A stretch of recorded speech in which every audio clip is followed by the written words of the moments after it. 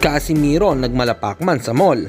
Tapales at Martin nagkabigayan. Intense itong at pag-usapan natin. Pero bago ang lahat, pag-subscribe po ng channel ko. Huwag niyo na rin kalimutan i-click ang notification bell para lagi kayong unang sa balita. Nalaban ang aasahan, balita sa mga pambato na isasalang, pasabog na video, lahat yan nandito. Nino Cruz TV ang iyong paborito. Pag-usapan nga po natin mga kaboxing, sa panibagong post naman ni Carl James Wonderboy Martin, ibinahagi nga nito na nakasama niya dito si Marlon Tapales at sinabi pa nga niya na isang malaking karangalan ang mga kasama mo sa training camp ang ating 2 Division World Champion Marlon Tapales. Maraming salamat champ at future undisputed world super bantamweight champion. Meron nga ding video ang naturang sparring ng dalawa, etong at panoodin natin.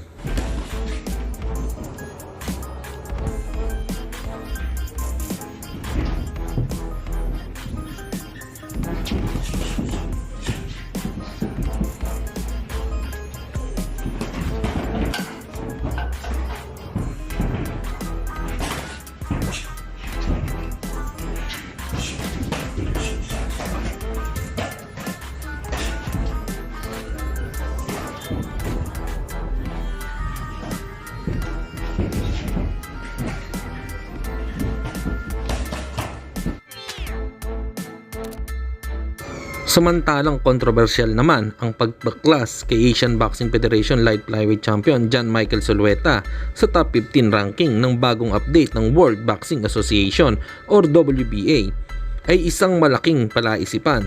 Base nga din sa artikulo na ito, ang dating rated number 3 sa WBA na si John Michael Zulueta ay tinanggal sa pwesto at inalis pa sa pagiging top 15 sa nasabing ranking. Si Zulueta po ay kagagaling lang sa isang impresibong panalo mula sa Thai fighter nitong October 26 na kung titignan ng record nito ay meron siyang 16 wins at walang talo.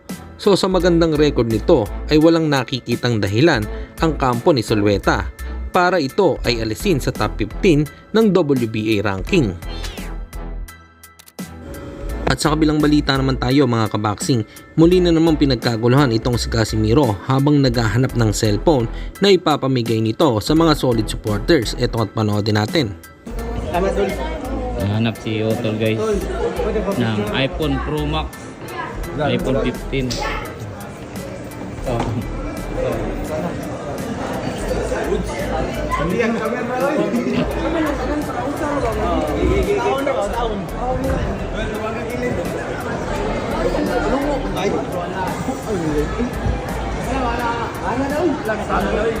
Guys, dami nagpapicture na lang.